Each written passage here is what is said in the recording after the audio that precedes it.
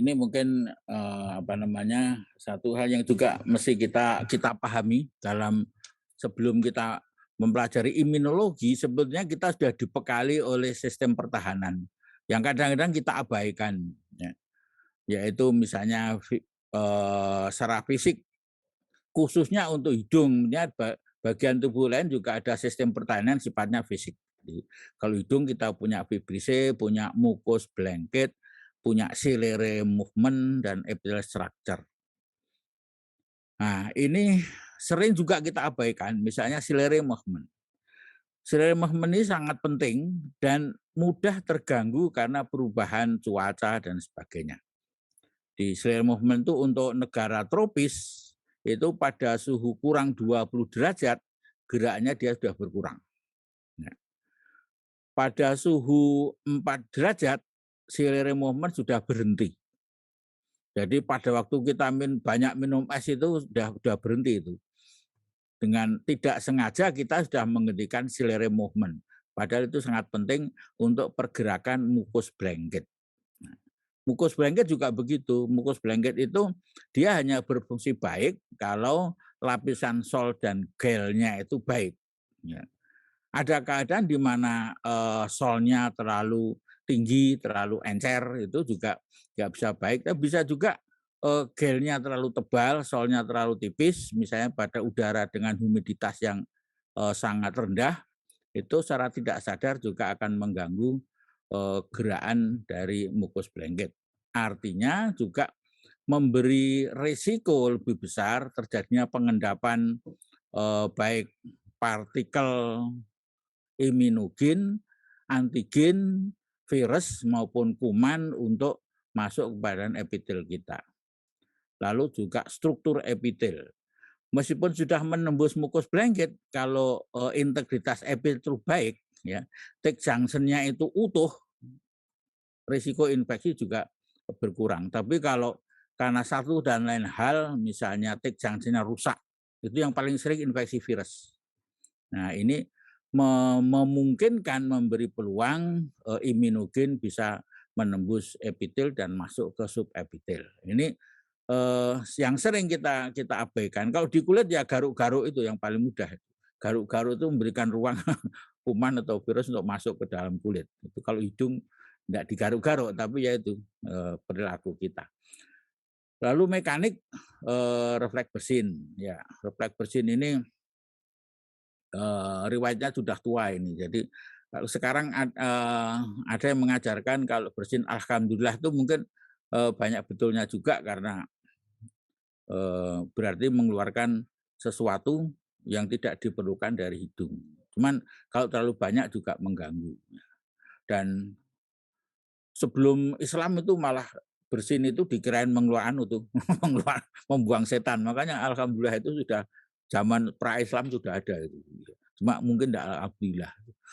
Jadi mekanik bersin ini sebetulnya sudah dikenali sebagai mekanik apa namanya pelindungan tubuh yang sangat kuno, ya. Lalu kemis, mucus acidite, lisem, lactoferrin itu jenis protein yang bisa memetabolisir imunogen. Baru kita masuk ke yang imunologi.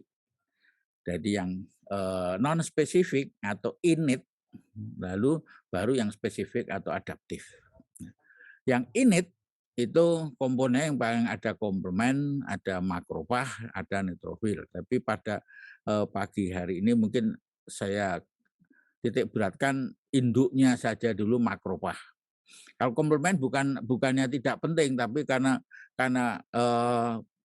besarnya masalah mungkin itu butuh waktu tersendiri untuk membahas. Lalu imunologi yang adaptif yaitu dikomandoi oleh limfosit T. Kalau tadi yang non spesifik itu secara imunogen dikomandoi oleh makrofag. Nanti kita lihat. Oke? Ya. Oke. Nah, pertama saya singgung tentang evolusi. Kenapa saya singgung? Karena sistem imun kita itu sudah sangat tua. Nanti akan kita lihat. Ya. Nah, karena sudah sangat tua ini berarti sistem imun adalah sangat penting untuk kelangsungan hidup suatu spesies. Karena sesuatu yang diperlukan untuk menjaga supaya suatu spesies itu sintas itu harus diperlukan daya hidup yang sangat baik. Karena individu-individu yang daya hidupnya lemah perlu akan tersingkir dalam evolusi. Juga sistem imun itu mengalami evolusi. Ini saya singgung di sini untuk menginformasikan bahwa kita tidak sendirian sebetulnya hidup itu. Dan apa yang kita bawa sekarang sebenarnya adalah sebagian besar adalah warisan dari spesies-spesies sebelumnya. Kita mulai misalnya sistem imun paling primitif yang dikenali yaitu kemampuan untuk mengenal non-self. Makanya itu yang sangat pokok. Kita nanti ada major histocompatibility complex dan sebagainya, ada reseptor limfosit T dan sebagainya, ada immunoglobulin. Ini semua adalah turunan dari kemampuan untuk mengenali non-self. Ini sudah mulai dari protozoa, dia sudah bisa membedakan self dan non-self dengan mengenali enzim yang dikeluarkan oleh binatang di sekitarnya. Artinya dia sudah dibekali oleh kemoreseptor, dikenali oleh kemoreseptor. Ya. Dan karena kehidupan awal itu mulai dari air, ya, sehingga yang berkembang lebih dulu memang kemoreseptor yang larut dalam air. Ya. Jadi hidrofilik. Ya. Itu sampai sekarang pada manusia hampir semua kemoreseptor itu hidrofilik. Kecuali hanya sebagian saja yang lipofilik, itu yang berkembang belakangan mungkin sejak zaman sterol itu sejak mungkin mulai berkembang sangat besar itu reptil kali ya. Reptil sudah terkondisi sedikit sebelum reptil itu mulai sterol, tapi sterol itu lipofilik. Tapi sebelum itu semua hidrofilik. Dalam tubuh kita juga sterol tidak begitu banyak, tapi sangat penting terutama pada sistem pertahanan juga, tapi ini belakangan. Lalu juga dikenal molekul pengenal non-sel primitif. Itu ternyata bentuknya, strukturnya, backbone-nya sama dengan beta-2 mikroglobulin. Nanti kita lihat bahwa mulai dari mikroglobulin, immunoglobulin, T-cell reseptor itu punya backbone yang sama.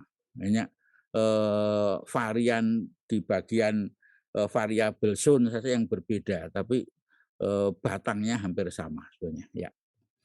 Ya, kan? Nah, ini pada invertebrata. Invertebrata juga sudah berkepentingan untuk membedakan dirinya dengan orang lain, self dan non-self. Tadi kalau ada enzim dari binatang lain, dia merespon. Responnya bisa juga menolak, bisa juga menjauh. Nah, ini adalah respon untuk bertahan juga. Lalu ada yang melawan dengan fagositosis. Di samping itu juga pada invertebrata, ya, pada protozoa sudah dikenal histocompatibility. Meskipun histocompatibility pada binatang rendah itu mestinya tidak tidak strict, tidak seketat pada spesies kita. Misalnya pada tingkat tertentu histocompatibility kita itu satu spesies itu ditransplantasi masih bisa. Asal satu spesies binatang lain misalnya itu masih bisa. Tapi pada tingkat tertentu pada vertebrata itu satu spesies tapi lain individu sudah nggak bisa. Seperti kita itu beda individu sudah masalah. Ya. Tapi pada binatang rendah histocompatibility itu pada tingkat spesies misalnya ada dan itu bertingkat. Oke. Nah, ini salah satu contoh bahwa kita itu mempunyai organ, punya alat yaitu, nukleus faktor kappa B misalnya. Itu sebetulnya adalah hampir sama, bentuknya hampir persis sama dengan, toll-like reseptor yang dipunyai lalat daun. Jadi jangan malu kalau kita itu bertahan hidup dengan sesuatu yang ditinggalkan, diwarisi dari lalat daun. Dan faktanya memang begitu. Dan kepentingannya dengan, melajari itu, kalau kita ingin pelajari lebih jauh tentang apa sih ya, menurut faktor kappa B kita itu bisa juga kita belajar dari toll-like reseptor. Ini sekedar contoh saja. Berikut, nah ini makrophag. Ini adalah, sel imun pemakan yang paling paling ganas dan paling penting terutama pada, innate immunity. Nah, kita tentukan bahwa makrophag itu sudah ada sejak bintang laut, model hidra. Jadi, belum belum bertulang belakang, masih masih masih binatang. Bayangkan bintang laut itu berarti bangsa moluska, bangsa apa itu, mulai dikenali ada makrophag yang bentuknya, struktur reseptornya hampir sama dengan yang kita punya. Nah, bentar bentar. Nah, ini artinya bahwasanya, kita bertahan hidup ini, kita berada hidup sekarang ini karena bintang laut bertahan hidup. Kalau bintang laut tidak bertahan hidup dengan makrophag yang dia punyai mungkin tidak sampai ke kita perkembangan perkembangan ini. Ini, satu hal dan sesuatu yang konserv, yang terpelihara, dalam perjalanan perjalanan evolusi berarti, organ itu sangat penting, sel itu sangat penting dalam kehidupan bukannya spesies. Bayangkan, dia sudah mulai melindungi moluska, ya hidra, dan sekarang melindungi kita juga. Nah, artinya bahwa sel ini sangat penting dalam, pertahanan tubuh kita. Pentingnya makrophag ini nanti, secara singkat akan kita lihat bahwa dia tidak hanya berperanan pada, innate, tapi juga pada, apa namanya, pada adaptif. Kita lihat pada innate saja dulu. LPS ya. Ini reseptor ini biasanya atau CD14 itu untuk kuman-kuman, gram positif. Biasanya punya reseptor itu. Lalu toll-like reseptor, ini ada 1 sampai berapa itu, 9 apa berapa itu, lupa itu. Ya, berapa toll reseptor ini juga, kuman, lalu, mannose reseptor, itu juga untuk kuman, scavenger reseptor, ini nanti juga berperanan misalnya bekerja sama dengan komplement, lalu glukan reseptor. Setidaknya ada sekitar 40 jenis reseptor yang dipunyai oleh makrophag, baik yang khusus untuk apa namanya, merespon non self atau benda asing ataupun yang merespon informasi dari sel-sel lain berupa sitokin ya. Dan di samping itu juga makrophag menghasilkan sitokin, banyak sitokin yang berfungsi tidak hanya untuk meningkatkan, imun, innate, tapi juga untuk menginduksi adaptive immunity, kita lihat. Oke. Nah ini, apa namanya, secara umum bisa kita lihat, urutan perkembangan ya, mulai dari, lalat buah Drosophila sampai dengan kita manusia, ya. Bisa kita lihat misalnya, eee, immunoglobulin arrangement itu sejak dimulai, apa itu, ikan laut jenis besar ya, tapi yang kecil-kecil pun belum ya. Itu berarti immunoglobulin itu baru muncul sudah agak akhir-akhir. Saya nggak tahu ini sudah ke mamalia tapi, kayaknya belum ya. Lalu toll-like reseptor itu yang sangat tua tadi kita sudah singgung depan, jadi mulai dari Drosophila sudah punya sampai ke kita sudah punya. Nah, ini sekedar ilustrasi saja bahwa apa yang kita punya sekarang padanya adalah sebagian besar juga sudah ada pada binatang-binatang yang mungkin kita anggap sederhana dan menjijikkan. Oke. Ya. Nah, sebetulnya imunitas untuk apa saja sih?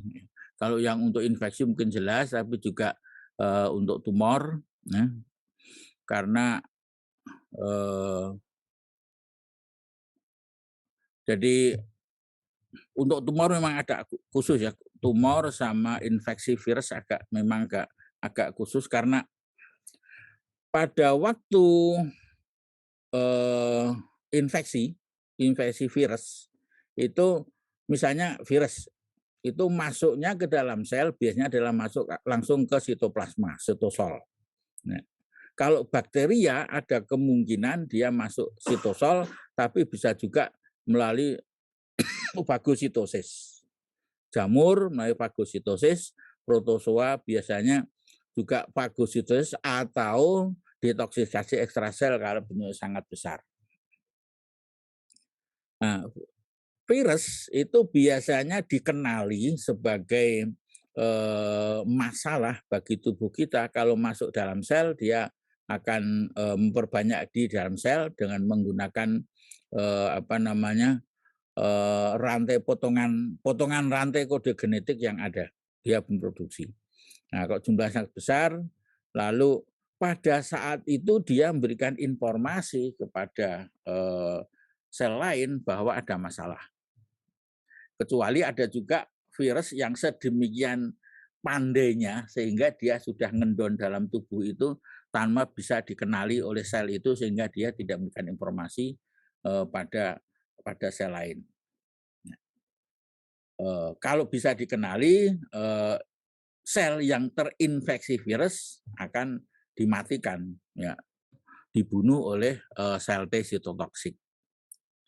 Kalau bakteri, kebanyakan bakteri itu kebanyakan itu masuk ke dalam tubuh itu dengan fagositosis karena kebanyakan bakteri di interseluler itu biasanya adalah hidrofilik, kecuali kuman-kuman yang lipofilik, misalnya TBC, lepra, itu dia lipofilik karena dindingnya itu sudah mengandung liponya lebih banyak daripada glukonya, sehingga ya dia masuk dan ngendon di dalam tubuh. Makanya ngobati TBC itu sama-sama bakteri agak paling susah karena dia membuat kapsul lagi di dalam makrofag, ya, dan bisa bertahan lama. Ini yang agak khas. Tapi kebanyakan bakteri dengan fagositosis itu dimetabolisir, lalu peptidanya yang tidak bisa dimakan habis itu dipresentasikan ke sel berikutnya. Nanti kita lihat.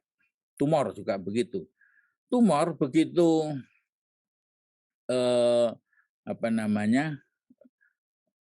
sel itu sebetulnya punya umur sebetulnya. Pada keadaan normal dia akan menjalani siklus yang dengan usianya sendiri-sendiri. Ada yang 5 hari, ada yang 7 hari, ada yang 120 hari, ada yang 7 hari dan sebagainya. Ya. Itu siklus hidup sel. Tapi karena satu dan lain hal, kadang-kadang siklus itu terganggu. Ya. Nah, sudah waktunya mati tidak mati misalnya gitu, itu yang paling sering. Nah, ini yang masalah. Nah, biasanya kalau ada kasus seperti ini dia akan memberikan sinyal pada sel di sekitarnya bahwa kami ada kerusakan mesin sehingga mesin apoptosisnya rusak atau delay gitu. Nah, ini nanti bagiannya juga T sel sitotoksik akan menyelesaikan dengan membunuh sel itu. Sejauh pengenalannya baik, ya. Lalu juga sel-sel yang sudah tua, ya, itu juga harus dimusnahkan, ya, untuk tidak memenuhi dan tidak menjadi toksik terhadap sel-sel sekitarnya. Ini jadi sistem imun itu kenapa tadi begitu penting pada kehidupan kita, termasuk ini tadi dia mengurusi yang sudah tua seperti saya itu harus diurus itu elder cell. Nah, itu harus kalau tidak apoptosis ya nanti akan mengganggu sekitarnya. Mudah-mudahan apoptosis. Oke, slide. Nah, ini yang sederhana dari patogen. Jadi innate dan adaptif itu sebetulnya bukan apa namanya habis innate lalu adaptif itu enggak, pada dasarnya adalah satu kerjasama. Karena baik meskipun innate menginisiasi adaptif, tapi adaptif juga apa namanya akan menguatkan ini juga. Nanti kita lihat bagaimana limfosit T itu mengaktifkan makrofag. Baik. Ya. Nah, ini perjalanan kebanyakan penyakit ya, biasanya innate itu apa namanya dimulai sekitar 4 jam ya. Kalau bisa dikenali dengan baik, sistem imunnya masih baik, tidak ada penyulit, bisa juga pada tahap awal ini agent infeksius itu bisa dibersihkan dari seluruh tubuh. Ya, ini biasanya bisa juga innate dengan bersama dengan komplement. Lalu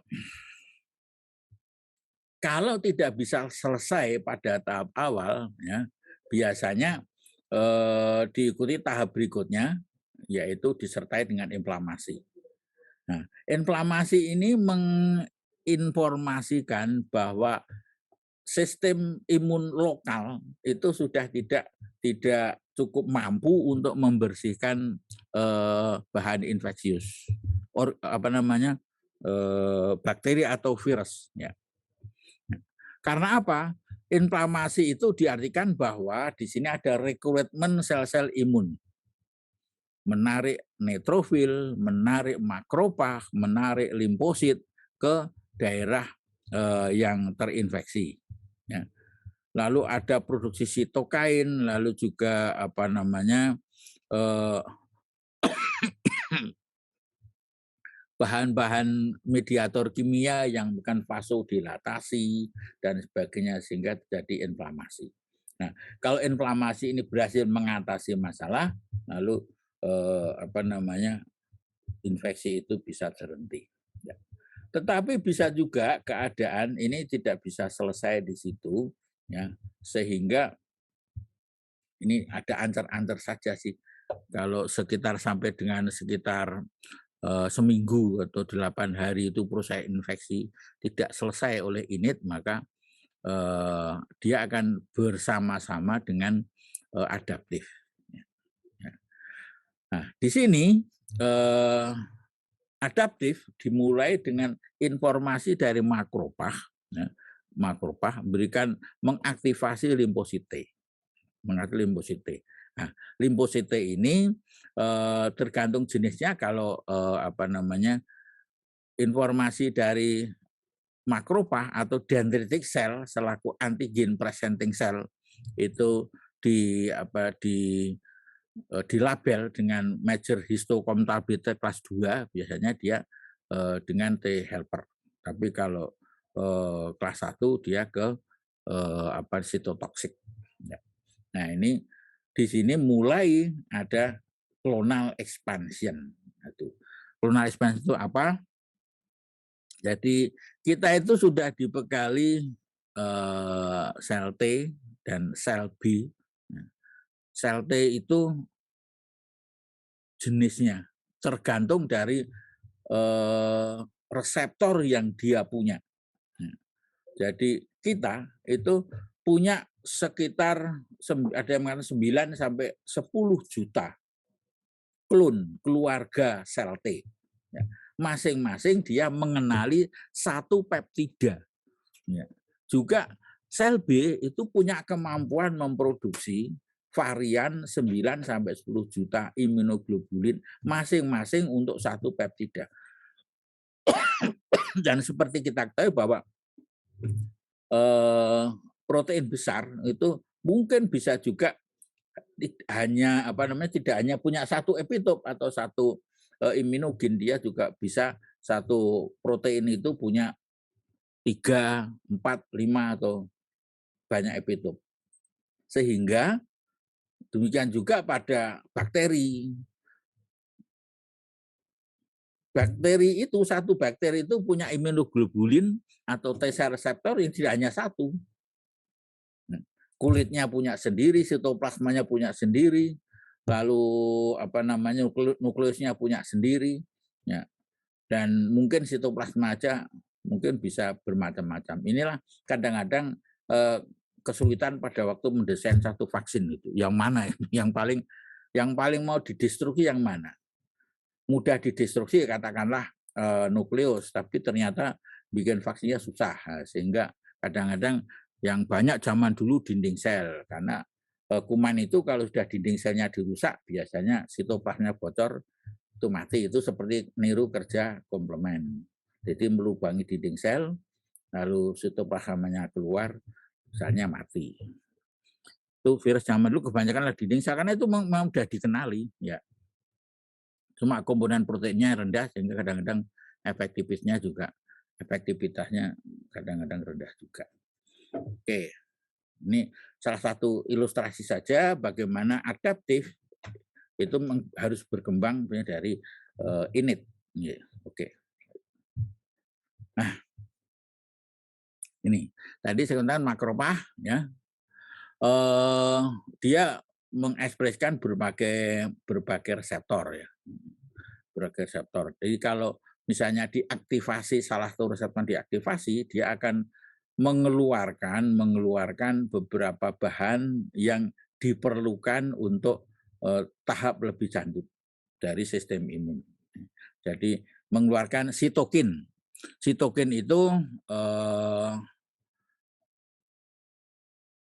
akan mempengaruhi atau akan mempengaruhi sel-sel di sekitarnya, parakrim, ya. Tapi ada juga sitokin yang berefek jauh, ya, tapi kebanyakan adalah sel-sel sekitar. Ya.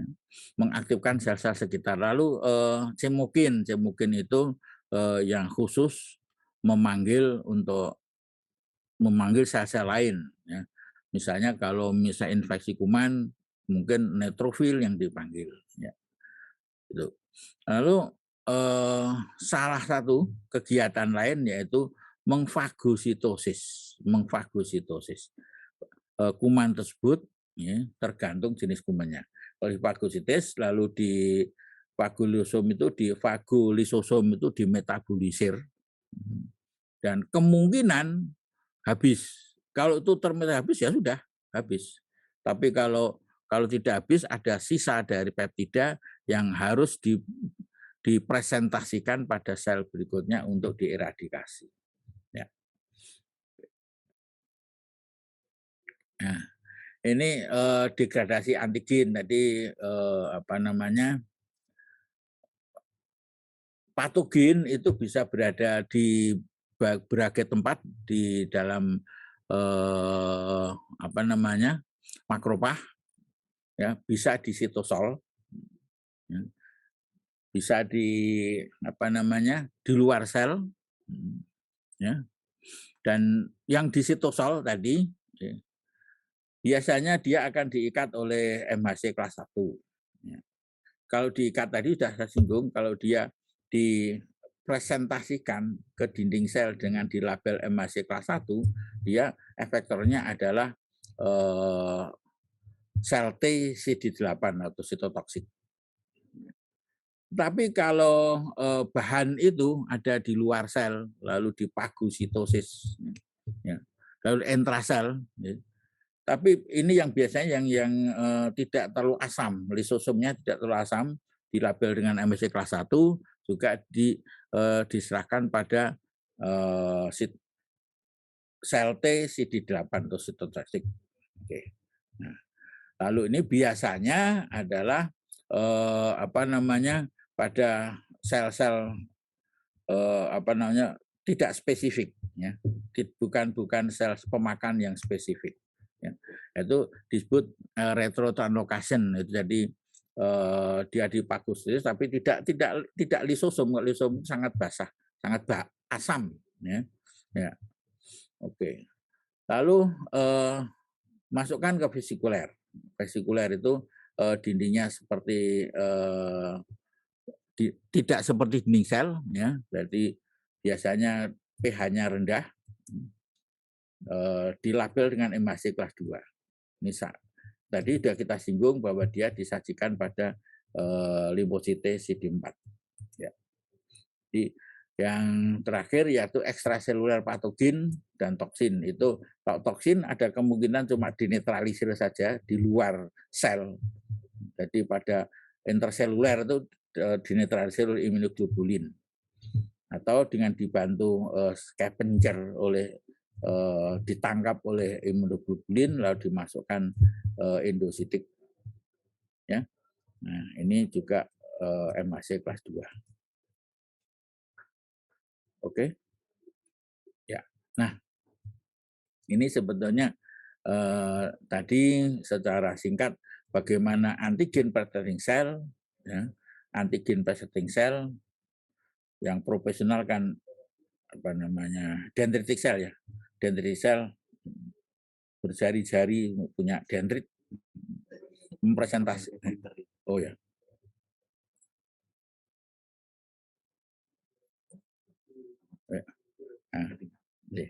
Nah, ini dendritic cell, lalu ini menyajikan peptida. Mestinya ini label dengan emasis sebenarnya. Ya. Ya. Nah, ini untuk mengaktifkan limfosite, ya, mengaktifkan limfosite. Dan tidak berhenti di limfosite ini dia akan mengaktifkan limfosit B. Ini cerita yang mungkin sudah sejawat sekalian apa. Jadi dari APC antigen presenting cell mengaktifkan limfosit T, limfosit T mengaktifkan B. Inilah perjalanan ke arah adaptif. Karena apa? Limfosit T yang aktif ini hanya limfosit T yang punya reseptor yang match dengan peptida yang dilepaskan oleh dendritic cell. Kalau ini tidak ada spesifitas ini. Ya, apa-apa dimakan hampir sama dengan makrofa. Ya. Ini juga begitu. Setelah limfosit T mengaktifkan limfosit B, dia hanya bisa berhubungan limfosit B, ya, yang memproduksi imunoglobulin yang match dengan peptida yang ini. Ya, inilah spesifisitas dari adaptif. Kalau yang innate tadi spesifiknya ada tapi rendah, spesifiknya rendah. Kalau adaptif itu spesifiknya sangat tinggi sampai tingkat peptida. Ya, aja. Oke.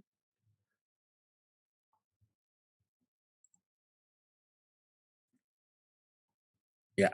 Nah, jadi tadi dikatakan bahwa kita dibekali baik limfosit T atau limfosit B itu dengan spesifitas reseptor yang sangat baik. Jadi nampaknya baik limfosit T dan limfosit B itu dibuat secara acak. Jadi secara acak dia punya reseptor yang banyak sekali, mungkin berbagai jenis protein peptida, maksudnya peptida yang ada di alam ini mungkin dia buat. Dan peptida itu biasanya terikat pada satu kode genetik tertentu. Ya. Ada juga yang besar, ada yang kecil, tapi biasanya ukurannya satu kode genetik tertentu. Nah, karena acak berbagai reseptor itu dibuat, ya, kalau ini dilepaskan ke kehidupan, mungkin sangat berbahaya. Nah, sehingga dilakukan seleksi. Ya, dilakukan seleksi. Seleksi pertama yaitu seleksi terhadap self antigen. Dan di setiap limfosit itu dipajankan dengan self antigen di timus. Ya. Nah, dipajankan self antigen, kalau dia ternyata match dengan self antigen, limfosit itu dibuang, limfosit T itu dibuang, dilesi, dimatikan. Sehingga yang tertinggal begitu lepas dari timus itu dia tinggal limfosit yang punya reseptor terhadap non-self. Ini salah satu konsep tadi untuk memisahkan self dan non-self. Selain pada innate juga ada sebenarnya, tapi tidak sespesifik yang ada pada adaptif. Ya, jadi sel T limfosit itu dulunya punya reseptor protein apapun. Ya, ya. Tapi begitu melewati thymus, dia disaring, dipaparkan dengan antigen self, yang ternyata match dengan antigen self itu yang didilesi, sehingga seleksi negatif. Dia dilepaskan ke jaringan di nodus limfatikus. Kalau terpajan dengan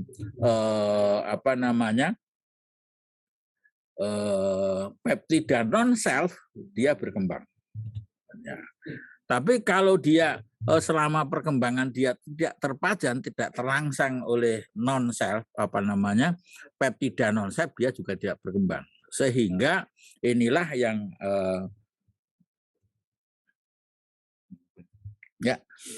kalau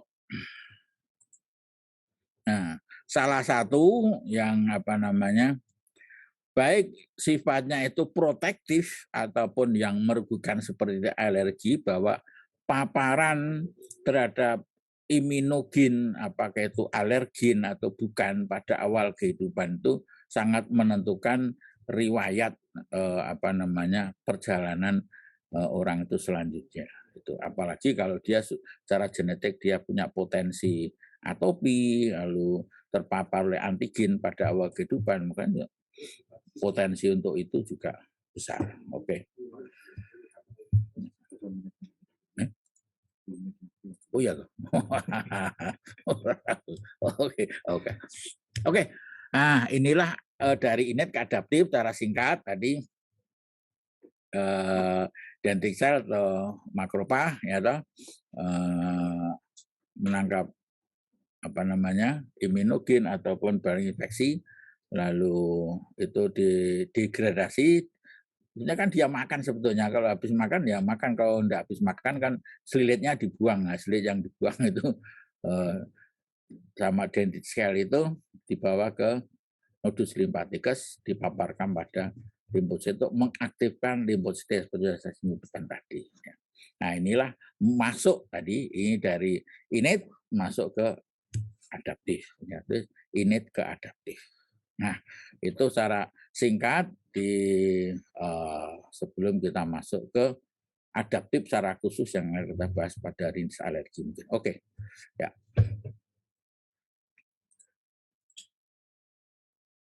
Nah, masuk itu rhinitis alergi adalah inflamasi ya.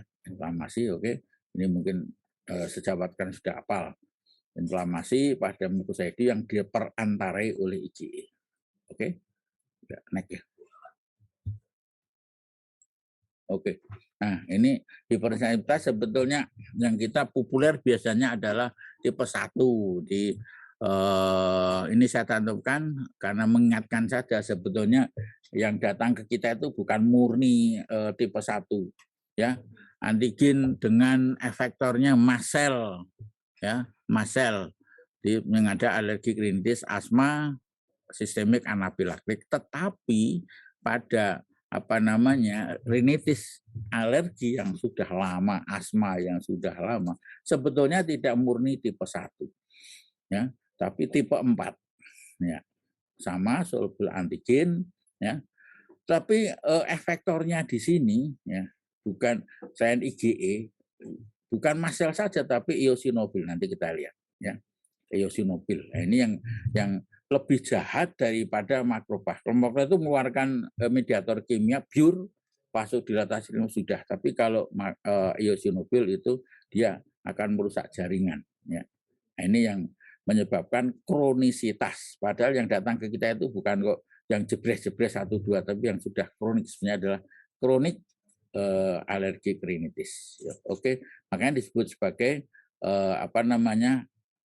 minimal persisten inflamasi, MPI, ya itu inflamasi meskipun tipis tapi terus menerus. Oke. Ya.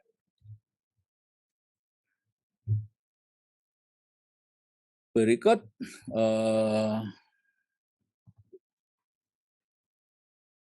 ya berapa jenis sebetulnya alergi ya. Ada rinitis alergi hanya satu di antara sekian banyak saja. Sebenarnya ada food alergi, ada asma dan sebagainya. Ini sekedar tambahan saja. Oke, silahkan. Slide. Ya. Alergen inhalan ini saya cantumkan karena ada persyaratan, ada kriteria khusus misalnya ya. Inhalan biasanya umumnya protein yang menginjus limfosite. Tapi andai kata karbohidrat ada yang menjadi alergen, dikenal sebagai alergen, pada dasarnya dia harus punya epitop yang protein, jadi dia sebagai hapten saja. Lalu alergen juga biasanya punya bersifat enzimatik, ya. Biasanya adalah protease. Nah, ini saya singgung di depan tadi, pada daya pertahanan fisik, bahwa epitel itu integritasnya dijaga oleh tight junction. Tight junction ini harus aman. Jadi saya bayangkan seperti tembok gitu, bata dengan semen. Itu bata itu selnya, semen itu tight junction-nya. Kalau tight junction-nya keropos ya sama saja epitelnya nanti batanya lepas-lepas. Ini memudahkan terjadi invasi imunogen ataupun alergen. Cuma sayangnya kebanyakan alergen itu dia punya enzimatik enzim yang bisa dan sifatnya protease, jadi merusak tick junction. Lalu dosisnya rendah, kan dosis tinggi nanti efektornya lain, tapi biasanya dosis rendah. Lalu berat molekul sedikit, tapi kompleks. Ya, harus kompleks, nggak tahu tuh. Mungkin lancip-lancip kali ya. Ya. Lalu soluble, ya, larut dalam air dan dia stabil pada perubahan-perubahan sekitar tubuh kita. Ya. Nah, dan dia mampu berikatan dengan MHC kelas 2. Oke. Ini sekedar saja, Indonesia paling sedikit, tapi mungkin karena registrasi kita yang sangat baik sehingga angkanya tidak tercakup semua. Jadi kalau registrasi kita tambah baik, mungkin jumlahnya tidak sekedar sekian ini mungkin. Tapi andai kata ini real, angka yang benar ya alhamdulillah. Jadi kita tidak terlalu banyak yang alergi. Oke. Nah, faktor risiko. Ini mungkin mengulangi saja apa yang sudah saya sampaikan. Ada genetik, ada atopik, lalu sensasi alergen pada awal kehidupan. Juga paparan inhalan alergen pada awal kehidupan. Lalu odor alergen, misalnya polen sama fungi, jamur, ya. Indoor alergen mulai dari tungau, husdasmet, binatang peliharaan, kucing, anjing, dan sebagainya. Lalu yang paling banyak sekarang mulai angkanya dikumpulkan banyak yaitu kecoa. Ya. Ya. Lalu juga occupational agent. Ya.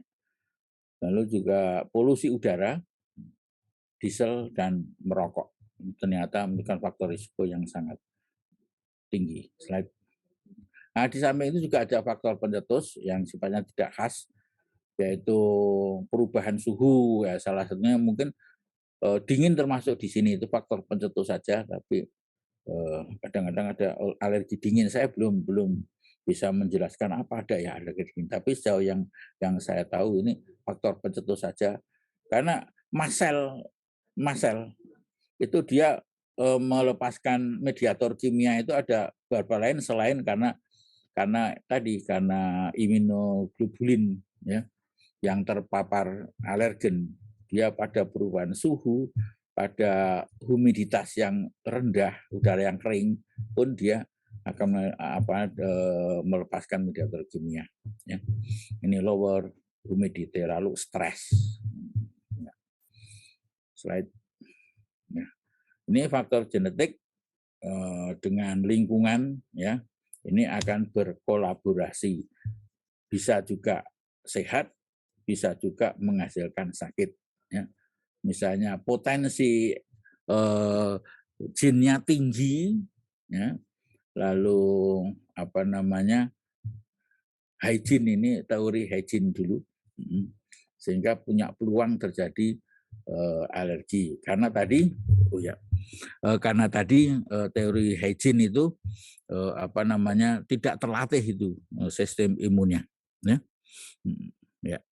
Dan lebih panjang lagi sebetulnya hygiene teori pada awal kehidupan itu kan dibawa sejak lahir, bahwa dalam fetus kita itu punya potensi helper 2 yang dominan terhadap helper 1.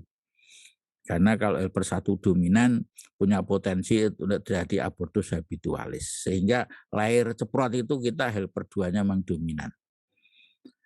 Nah, begitu lahir kita kontak dengan dunia luar ini yang ternyata ada mikroba, terutama adalah mikroba pada usus, ya. Makanya persalinan itu dikatakan, beberapa penelitian menunjukkan bahwa seksio sesar itu risiko terjadi atopi lebih tinggi dibandingkan persalinan. Karena pada waktu persalinan itu secara tidak sadar bayi akan minum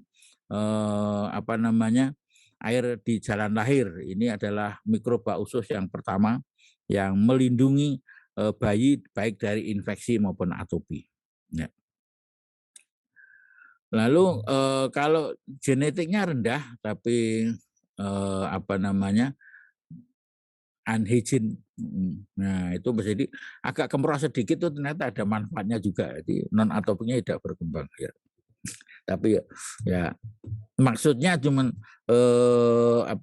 kalau terlalu steril juga tidak baik. Jadi ya biasa-biasalah. Jadi kadang-kadang bayi itu dibikin steril biasanya tidak pakai cuci tangan, biasanya tidak pakai sarung tangan, pakai sarung tangan gitu juga enggak bagus untuk kehidupan bayi itu di masa depan. Itu maksudnya kayak itu. Oke. Right. Ya. Stres. Ya. Apa betul sih stres meningkatkan alergi? Nah, ada beberapa reasoning yang mendukung pendapat bahwa stres adalah meningkatkan alergi. Slide. Ya. Apa yang disebut dengan stres, ya? Jadi kalau ketidakmampuan kita untuk menyikapi suatu keadaan atau situasi, atau ketidaksesuaian kita, ketidakmampuan menyesuaikan diri dengan kondisi dalam jangka panjang, ini akan menyebabkan tekanan yang menyebabkan stres yang sifatnya kronis. Slide. Ya. Nah, stres dalam keadaan akut ini dianggap bahwa dia akan membantu sebagai antiinflamasi akut. Tapi kalau sudah kronis, ya, seperti digambarkan ini, HPA sudah lelah, fatigue. Lalu ada resistensi dari reseptor glukokortikoid. Dikeluarkan mungkin banyak, tapi reseptornya sudah resisten. Ya. Lalu inflamasi related transkripsi faktor terangsang. Dan ada negatif feedback dari kortikosteroid. Jadi menekan HPA juga. Nah, sehingga yang tadi pro-inflamatori sekarang menjadi yang tadi inflamasi berkurang, ini berkurang, sekarang naik. Ya, jadi pro-inflamatori sitokain pada stres yang kronis ya, itu menaikkan pro-inflamatori sitokin. Ya. Tapi anti-inflamatori sitokinnya menurun. Berarti stres yang kronis akan membantu meningkatkan inflamasi dengan faktor-faktor lain, misalnya umur dan sebagainya. Nah, oke, ini dan ini juga sudah diteliti di beberapa penelitian. Nah, khusus untuk alergi, apa benar sih stres itu mendorong terjadinya alergi? Di sini terpapar bahwa stres yang kronis terutama adalah membuat keseimbangan helper 2 dan helper 1 itu cenderung lebih berat ke helper 2. Nah, karena kita lihat di sini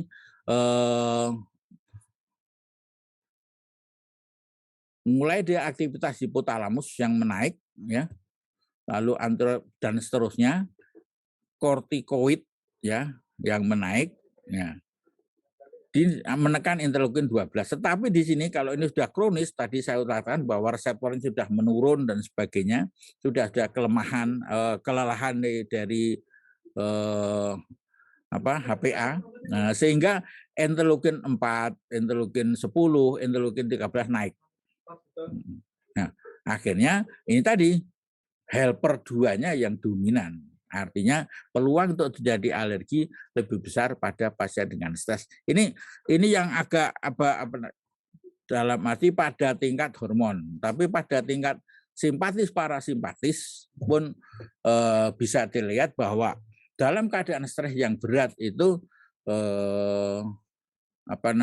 afinitas simpatisnya relatif turun dibandingkan afinitas parasimpatisnya yang naik.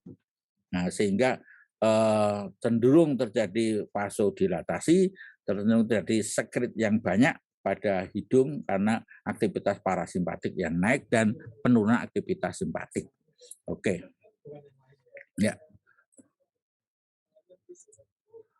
Nah, ini masih ada lagi yaitu polutan. Ya. Coba apa ada? Dilihat.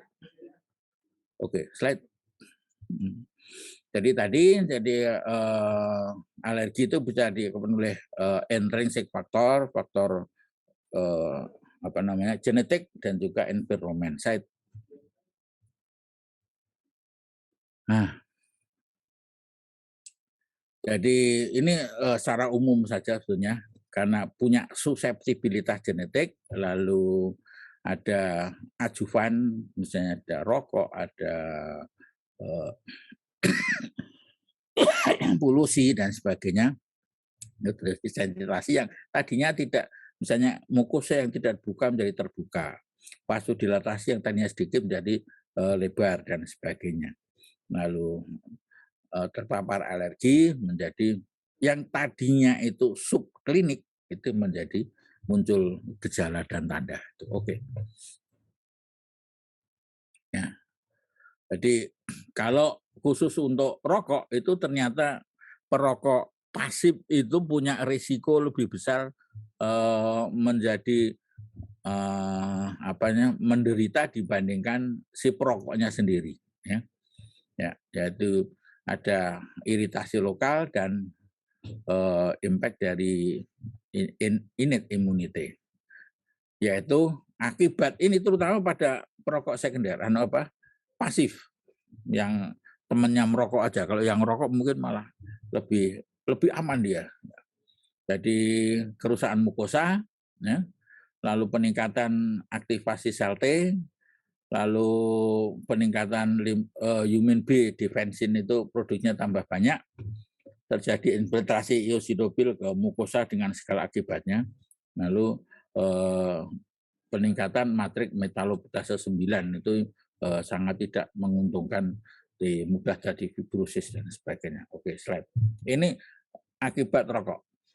Nah, ini patologi secara umum alergi mungkin sejawat kan sudah hafal. Tapi satu hal yang mungkin kami singgung yaitu ini immediate reaction. Ini pemain utama adalah mast cell. Pemain utama mast cell. Ya. Dengan aktivitasnya kalau dia terangsang akan melepaskan mediator kimia yang mungkin histamin, prostaglandin dan sebagainya. Nah, pada tahap berikutnya yaitu late fase sampai dengan allergic inflammation, chronic inflammation. Itu pemain utamanya adalah eosinofil. Kalau di sini pada immediate itu mast cell, kalau late itu eosinofil dengan segala akibatnya, ya. Karena tadi saya singgung bahwa eosinofil itu jauh lebih jahat daripada mast cell. Ya. Nanti dampaknya lebih luas gitu, ya. Oke. Nah, mast cell kenapa dia sangat merugikan? Karena dia mengeluarkan berapa bahan, ya, mulai dari ada enzim, toxic mediator, sitokin. Sitokin misalnya 4 dan 13 itu mengstimulasi, mengaktifkan helper 2, lalu interleukin 35 itu mengaktifkan eosinofil, ya, sekalian mengundang. TNF alfa itu inflamatory sitokain. Lalu cemokain CL3 itu dia bisa mengundang monosit, makrofag, dan neutrofil. Nah, lalu juga lipid mediator, prostaglandin, dan leukotrien. Itu pengaruhnya lebih lama, lebih kuat dibandingkan histamin. Nah, platelet X faktor itu untuk juga memanggil neutrofil dan eosinofil. Itu yang dihasilkan oleh mast cell. Oke. Lalu slide. Nah, ini ya eosinofil. Eosinofil juga menghasilkan eosinofil peroksidase, itu satu bahan yang sangat toksik. Eosinofil kolagenase, bayangkan itu remodeling connective tissue, mereka menyebabkan kronisitas, penebalan membrana basalis dan sebagainya. Matrik metabolisme 9 itu matrik protein degradasi, ya. Mayor basic protein, toxic to parasit and mammalian cell, bayangkan. Ya, cacing aja kulitnya bisa mati karena mayor basic protein, apalagi kalau mukosa kita, epitel kita rusak juga itu. Ya. Lalu kationic protein, ya, juga toksik terhadap parasit neurotoksin, itu toksik pada kita juga itu. Ya. Nah, ini yang tadi saya utarakan bahwa eosinofil itu lebih jahat karena dulu disiapkan untuk cacing, bukan untuk sel. Nah, celakanya itu sekarang pada pasien dengan alergi juga aktivitas yang meningkat sehingga merusak. Oke, slide.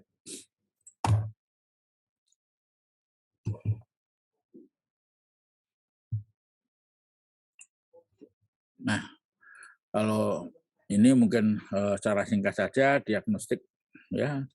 Cuma anamnesis tolong, diagnosis itu sudah hampir pasti sudah hampir ketemu di anamnesis kalau anamnesisnya bagus. Misalnya keadaan yang diberikan melakukan serangan itu kan kita mengidentifikasi kemungkinan alergennya apa sih. Banyak habis tebak-tebak kasur, sangat mungkin dia debu. Habis sersik dapur, mungkin kecoa gitu. Nah, itu yang kedua itu. Lalu juga riwayat atopi pada keluarga dan pada pasien. Pada pasien, pada keluarga ada apa enggak. Karena itu korelasinya sangat besar. Lalu pola serangan itu menentukan nanti persisten apa intermittent. Nah, sedang, berat, atau ringan, itu mengganggu.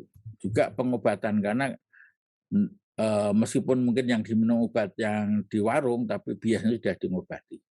Dan juga kita harus eksplor kemungkinan komplikasi, kemungkinan atau komorbid. Ada asma enggak? Kalau kita ada rinitis alergi, mesti kita tanya, ada asma enggak?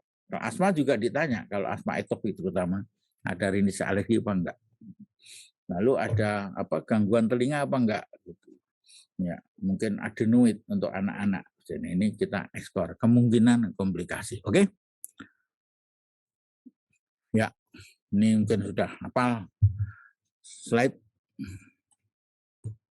Ya, pemeriksaan seyogianya serum scan prick test, tapi mudah-mudahan dalam waktu dekat kita tidak ada krisis lagi bahan untuk scan prick test, tapi sekarang memang lagi ada masalah. Oke. Slide pengelolaan. Ya. Nah, ini juga mungkin Anda sudah hafal, kita masih lihat intermittent atau persisten. Persisten itu lebih dari 4 hari dan lebih 4 minggu dalam sebulan. Ingat. Ya, slide. Nah, secara umum pengobatannya sebetulnya adalah hanya 3 kelompok, yaitu mild intermittent, moderate severe intermittent, dan mild persistent. Dan moderate severe. Jadi ya, ini enggak bisa. Oke. Untuk dewi-dewi. Ya. Jadi mild ini satu kelompok, moderate severe intermittent dan mild persistent ini satu kelompok, lalu moderate satu kelompok. Secara umum begitu. ya. Oke. Tapi khusus untuk mild, ya, untuk mild intermittent ini memang pilihan pertama adalah oral antihistamin, prinsipnya antihistamin, ya. Seyogianya yang tidak ngantuk, ya, karena menurunkan, nanti maksudnya memperbaiki kualitas hidup, tapi kalau ngantuknya banget menjadi tidak memperbaiki kualitas hidup, tapi malah menurunkan kualitas hidup. Lalu juga kadang-kadang sangat diperlukan intranasal dikongrestan. Ya, biasanya kalau hidungnya tersumbat banget, ya, dalam rangka memperbaiki kualitas hidup dan juga menjaga supaya kalau hidung osteumnya tetap terbuka, ini sangat penting. Yeah. Nah, untuk moderate severe nanti ada berapa pertimbangan, ya. Tapi kalau keluhan utama tersumbat untuk moderate severe dan mild ini tetap seyogianya disarankan untuk intranasal steroid. Ya. Ya. Kan tadi pasien datang ke kita sebenarnya sudah kronik inflammatory persisten, kronik inflammatory persisten, bukan barang akut lagi. Ya. Nah, sehingga pilihannya ke intranasal steroid. Oke. Dan semua ini yang penting adalah avoidance, ya. Ya, avoidance. Dan apabila gagal, kalau dimungkinkan lakukan imunoterapi. Slide. Ya. Nah, avoidance itu kita harus semua, kalau memang ada alergi memang rumah harus bersih. Rumah harus bersih. Jadi bukan berarti kalau misalnya alergi tesnya positif debu rumah gitu, hanya tempat tidur saja. Kalau kecoa hanya dapur saja gitu ya enggak juga, karena ada konsepnya akumulasi dari imunogen alergen. Slide. Ya. Nah, ini ada akumulasi alergen sampai melampaui ambang batas munculnya gejala. Jadi ini banyak alergen 1, alergen 2, tapi kalau belum melampaui ambang batas gejalanya belum muncul. Tapi begitu ketambahan alergen ketiga, ya, sehingga melampaui ambang batasnya ini, ya, ini muncul gejala. Nah, makanya kalau dibersihkan ya harus semua, tidak hanya yang kebetulan muncul positif ini enggak. Ya. Nah, dibersihkan semua, harapannya semua turun. Kalau semua turun sampai di bawah ambang batas sehingga tanda dan gejalanya tidak muncul. Ini avoidance kalau yang betul seperti ini, dan semua menjadi bersih, bukan hanya yang dicurigai saja. Ya, oke, slide. Ya. Pengobatan mungkin Jawa sudah biasa, ya. Tadi pedomannya sudah jelas, jadi mana yang antihistamin dan mana yang sebaiknya intranasal steroid. Dan kapan kita bisa memberikan nasal dekongestan. Ya, slide. Nah, oke. 2020 area WHO mengusulkan, saya nggak tahu sudah diverifikasi atau belum, mengusulkan bahwa menyederhanakan bagaimana kita mengevaluasi, menilai dan mengelola pengobatan. Dulu hanya ada anamnesis dan sebagainya, dan diberi pesan dalam mengobati klinis alergi harus ada stepwise approach. Jadi kalau misalnya membaik dengan obat itu, obat diteruskan atau diturunkan. Kalau dengan pengobatan pada tingkat tertentu, tahap tertentu 2 minggu atau 4 minggu belum membaik, obat dinaikkan, cuma gitu, naiknya seberapa dan sebagainya dulu belum begitu jelas. Nah, area 20 mencoba ini memperjelas hal ini, yaitu dan juga dengan alat ukur yang lebih disederhanakan, yaitu dengan visual analog scale. Dengan fast ini diharapkan pasien secara subjektif, meskipun subjektif ya, bisa menilai kondisinya sendiri. Nah, sehingga dengan penelitian ini dan kita bisa menilai lebih sering, karena dengan fast ini kita bisa memonitor pasien kita dengan telepon, dengan daring lah prinsipnya, sehingga kita bisa menilai tiap 3 hari. Lalu dulu tiap 2 minggu kadang-kadang perubahannya kelamaan gitu loh. Nah, ini kita bisa nilai tiap 3 hari atau tiap 5 hari gitu, dan ada yang menyarankan 3 hari. Ya. Mudah saja skalanya, yaitu dari skala 0 sampai 10 yang tidak mengganggu dan 10 yang mengganggu, itu untuk penilaian masing-masing itunya, gejalanya. Oke. Ya. Nah, pasien yang baru berobat ya pada initial treatment, kalau fasnya kurang dari 5 ya diharapkan pengobatannya lebih sederhana saja, yaitu ke arah antihistamin. Ya, tapi kalau fasnya lebih atau sama dengan 5 ya, untuk intermittent itu ya antihistamin saja. Tapi kalau persisten dengan fas lebih dari 5 diberikan intranasal steroid. Nah, ini pedomannya lebih gampang ya. Lalu direakses dengan fas juga ya, daily, bayangkan. Kalau suruh setiap hari datang itu kan agak susah, makanya bisa lewat telepon ya, sarana daring prinsipnya. 3 hari dinilai. Kalau dinilai itu di hari fasnya itu masih kurang dari 5 ya, kurang dari 5 itu obatnya bisa diteruskan atau bisa diturunkan. Tetapi kalau fasnya masih lebih dari 5 itu obatnya dinaikkan atau reakses, dinilai ulang pada hari ke-7. Ini hari ke-3, hari ke-7 dilihat lagi. Itu terus dinilai fasnya lagi. Kurang dari 5 masuk ke kiri ya. Pengobatan diteruskan, tapi kalau masuk ke lebih dari 5 kemungkinan di imunoterapi. Yeah. Slide. Nah, ini kontrol yang sudah berobat. Yang sudah berobat itu fas kurang dari 5 ya. Itu tergantung dia misalnya antihistamin atau intranasal steroid, intermittent ya, tidak ada paparan alergen, obat dihentikan. Tapi kalau persisten tidak ada paparan alergen, di maintenance dulu. Karena inflamasinya belum sembuh itu kalau yang sudah persisten itu. Atau di reakses. Itu yang fas 5, kurang dari 5. Kalau fasnya lebih dari 5, ya tadi ini step up intranasal steroid diteruskan, reakses hari ke-7. Jadi akses pertama itu hari ke-3. Ya. Nah, begitu. Ini sedikit tentang fas. Slide. Ya. Nah, ini baru konsensus saja ya. Mungkin penelitian-penelitiannya saya belum banyak ketemu nih yang khusus yang penilaian ini ya. Mungkin sejawat lain sudah ada yang menemukan, silakan saja ya. Untuk intermittent misalnya lebih dari 5, konsumsinya terapinya T1. T1 itu apa? Ini di bawah itu.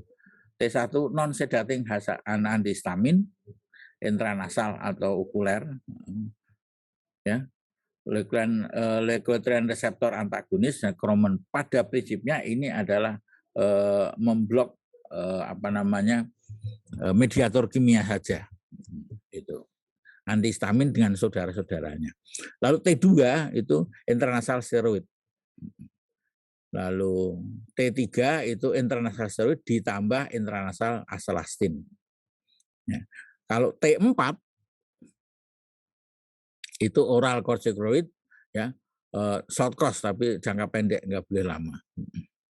Kalau T5 consider referral to spesialis untuk imunoterapi. Nah, ini tadi yang T1, T2 dan seterusnya. Oke. Slide. Pengobatan lanjutan. Ya. Nah, kalau lebih dari 5 tadi ya, sudah dalam pengobatan itu sudah diobati tapi belum ada perbaikan, katakan perlu step up ya, dan seterusnya. Ini sekedar ancer-ancer saja. Tadi yang stopwatch approach itu gimana naiknya apa? Jadi ini dari T1 ke T2, T2 mungkin dari ke T3, kalau turun ya T3 ke T1 atau ke T2, itu maksudnya gitu, stepwise-nya itu. Oke, saya. Nah, ini sekedar saja Ini karena belum diverifikasi sehingga saya belum jelaskan lebih lanjut, dan mungkin kalau memang sudah diverifikasi nanti kita akan bahas lebih lanjut, itu sekedar pengenalan saja. Slide. Ya, tadi yang step up, ini yang step down. Slide. Nah, pilihannya apa? Ya, ternyata tetap nasal steroid yang diperlukan, terutama tadi mulai dari intermittent yang sedang berat, lalu persisten yang ringan sampai dengan yang persisten severe. Ya, kadang-kadang diperlukan juga nasal decongestant, cuma mesti jangka pendek karena kita ingat ada kemudian ribonponemen. Tapi pada awalnya tetap oral antihistamin yang kita perlukan untuk mengurangi gejala bersin dan sebagainya. Seperti kita tahu bahwa nasal steroid itu dampaknya akan kita peroleh itu biasanya paling cepat 3 hari itu baru pasien merasakan. Oke, slide. Nah, jadi pilihan farmakoterapi pada rinitis alergi kita harus mempertimbangkan preferensi pasien, umur. Jadi dia pakai ini, misalnya pakai obat A, wah saya ngantuk sekali dok, ya kita coba yang gantinya mungkin yang lain dan sebagainya, itu tetap kita pertanyakan. Lalu gejala dan tanda yang dominan apa, yang paling dominan, dan kemudian ada komorbid. Nah, riwayat pengobatan saat ini, ya, riwayat kemungkinan ada side effect dan sebagainya. Ya. Lalu efek terhadap tidur dan aktivitas sehari-hari, termasuk self medication dan juga biaya. Ini tentu sangat kita perhatikan. Ya, oke. Nah, ini catatan akhir saja, jadi bukan resume karena tidak bisa disingkat itu. Jadi ini rinitis alergi itu bagian dari penyakit sistemik. Di depan sudah kita singgung bahwa ini adalah bagian sistemik. Ya. Dan kadang-kadang kita harus bekerjasama dengan sejawat lain ya untuk mengatasi kemungkinan alergi di tempat lain, di etiologi, genetik, dan lingkungan. Faktor risiko ya sudah dimulai sejak kandungan, sehingga kadang-kadang kita harus menelusuri pada awal kehidupannya bagaimana gitu. Nah, sebagian besar pengobatan itu paliatif, yang dianggap sebagai kausatif itu sekarang adalah imunoterapi. Ya. Sayangnya imunoterapi sekarang juga kesulitan mencari obatnya untuk pengobatan. Karena apa? Karena imunoterapi itu memanipulasi sistem imun, masih dianggap sebagai kausatif, yang lainnya itu sifatnya adalah paliatif. Tadi area WHO 2020 mengusulkan penggunaan FAS untuk penilaian klinis pasien dan cepat diverifikasi, sehingga ini lebih sederhana, dapat menggunakan daring sehingga evaluasi bisa lebih sering, pasien lebih risiko terkontrol lebih baik. Ya, oke. Terima kasih atas atensinya, mudah-mudahan bermanfaat, dan mungkin nanti beberapa hal bisa kita diskusikan, dan mungkin juga saya terima urun rembuk dari sejawat lain dan senior dan juga para profesor yang mungkin mengikuti acara ini. Saya akhiri dulu. Wassalamualaikum warahmatullahi wabarakatuh.